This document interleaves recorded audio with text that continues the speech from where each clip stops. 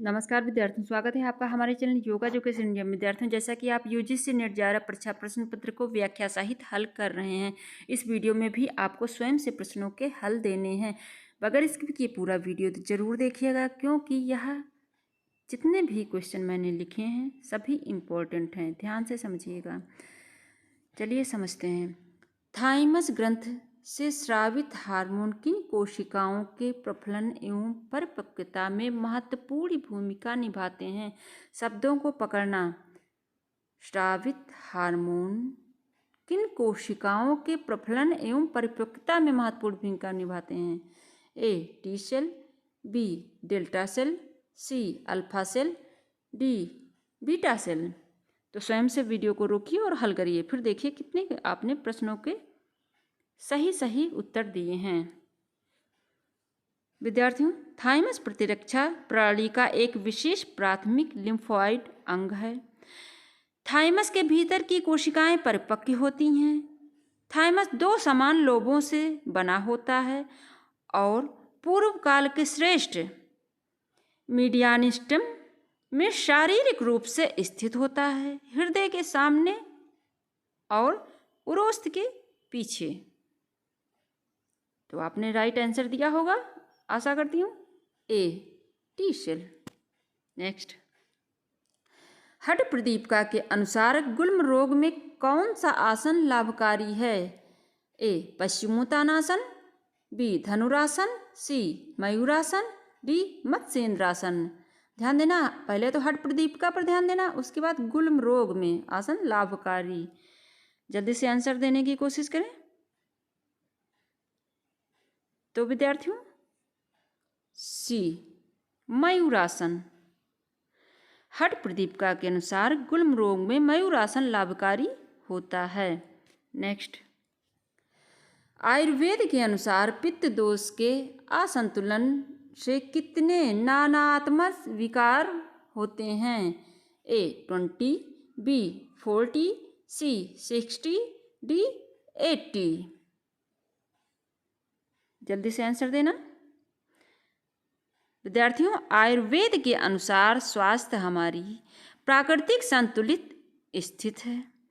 आयुर्वेद कई पदार्थों और प्रभावों को परिभाषित करता है, दोनों आंतरिक और बाहरी, जो हमारे शरीर के लिए फायदेमंद हानिकारक हैं।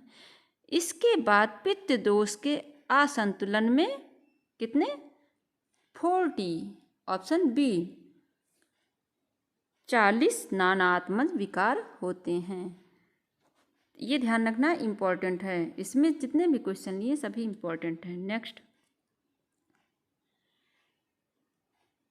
एपिडेमियोलॉजी के त्रिकोण में क्या सम्मिलित नहीं है? ए एजेंट कारक, बी होस्ट कारक, सी रिस्क कारक, डी पर्यावरणीय कारक।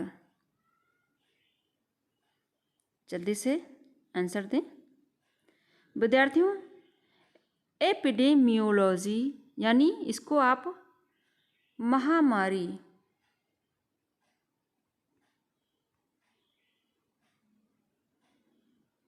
विज्ञान, ठीक, के अध्ययन के प्रमुख क्षेत्रों में रोग का कारण, संचरण, प्रकोप की जांच, रोग की निगरानी, पर्यावरणीय महामारी विज्ञान और नैदानिक परीक्षणों में रिस्क कारक के प्रभावों की तुलना शामिल है। तो कौन सा आंसर सही होगा? रिस्क कारक, सी राइट। नेक्स्ट, शरीर में डिस्ट्रेस किससे उत्पन्न नहीं हो सकता है? नहीं पर ध्यान देना। ए उच्च रक्तचाप, बी दर्द से, सी सुखद विचार से, डी ट्यूमर से। जल्दी से आंसर दें। विद्यार्थियों, शरीर में डिस्ट्रेस सुखद विचारों से नहीं हो सकता है, ऑप्शन राइट। थोड़ा सा इसमें समझ लें, क्योंकि जब व्यक्ति के विचारों में सुखद विचार मस्तिष्क में चलता है तो हमारे मस्तिष्क से अच्छे अच्छे विचार आते हैं, यानी गुड थॉट। तो इससे हमारे मस्तिष्क का तनाव कम होता है और शारीरिक रूप से सुख की अनुभूति होती है।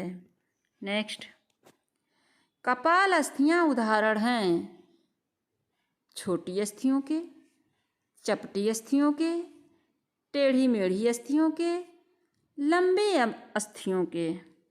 जल्दी से आंसर दें विद्यार्थियों, समझ लें इसको। आंसर तो आप फटाक से समझे, मैं समझाऊंगी वैसे ही निकाल लेंगे।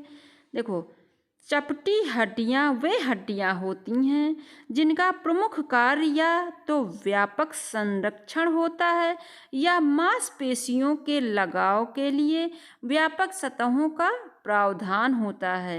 इन हड्डियों का विस्तार व्यापक समतल प्लेटों में किया जाता है, जैसे कपाल यानी खोपड़ी।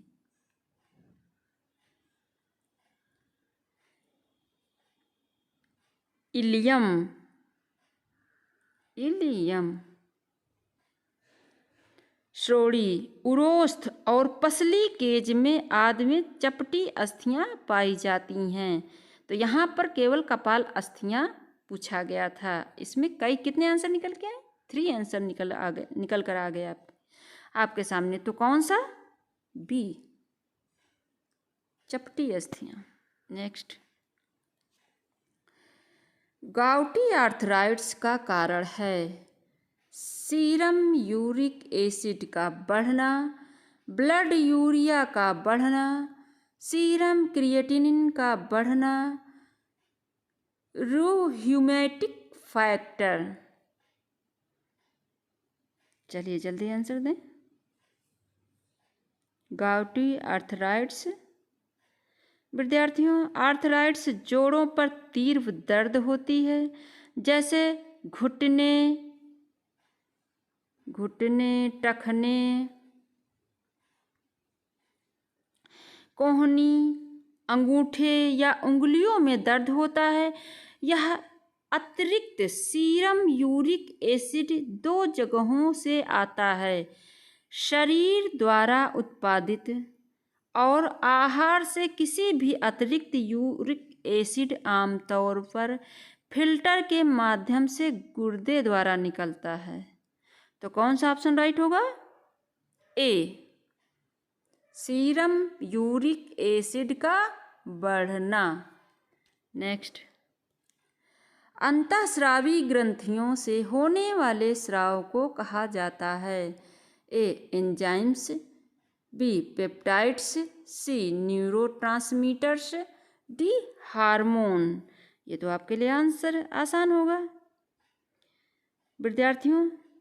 अंतःस्रावी ग्रंथियों से होने वाले स्रावों को हार्मोन्स कहा जाता है। D right answer. इसमें भी थोड़ा समझ लें। हार्मोन्स अंतःस्रावी जटिल कार्बनिक पदार्थ हैं। क्या? कार्बनिक, और वो भी जटिल कार्बनिक पदार्थ हैं। जो विद्यार्थियों, हार्मोन्स अंतःस्रावी जटिल कार्बनिक पदार्थ हैं जो सजीवों में होने वाली विभिन्न जैव रासायनिक क्रियाओं, वृद्धि एवं विकास, प्रजनन आदि का नियमन तथा नियंत्रण करता है। ये कोशिकाओं तथा ग्रंथियों से स्रावित होते हैं। तो आपने अच्छे से समझ भी लिया साथ साथ।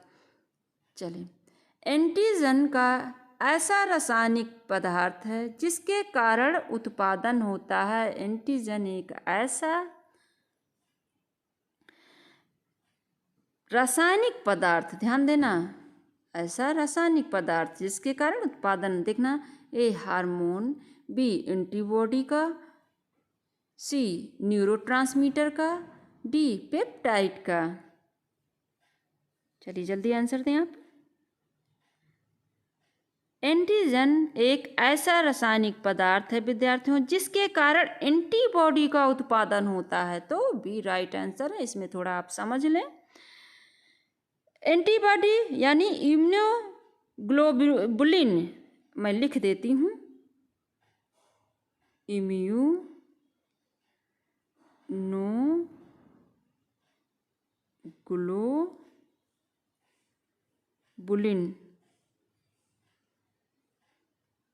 ठीक, के नाम से भी जानते हैं।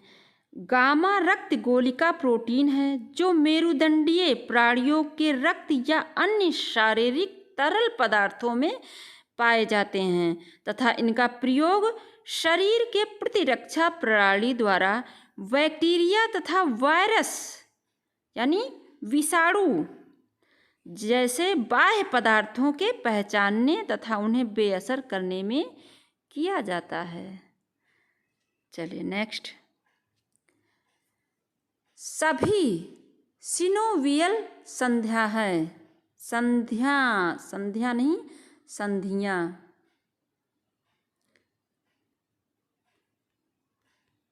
ठीक, ए अचल, बी अल्पचल, सी सचल, डी केवल सरकने वाली। सिनोवियल संधियां, जल्दी से आंसर दें आप। तो सी सचल। विद्यार्थियों, सिनोवियल संधियां सचल होती हैं। सिनोवियल जोड़ शरीर में सबसे आम प्रकार के जोड़ हैं। यह दो हड्डियों के बीच जोड़ों के बीच भरा हुआ द्रव पदार्थ है। क्या? द्रव पदार्थ होता है जिस पर दोनों हड्डियां आपस में रगड़ ना खाएं। इससे बचने के लिए यह द्रव पर ही फिसल कर संधि में जाल बनाए रखती हैं। तो आशा करते हैं आपने बेहतर समझा होगा और आंसर भी लगभग सही दिए होंगे।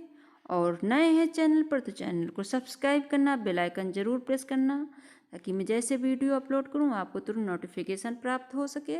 स्वयं देखना, दूसरे बच्चों को ज़रूर शेयर करना। धन्यवाद विद्यार्थियों।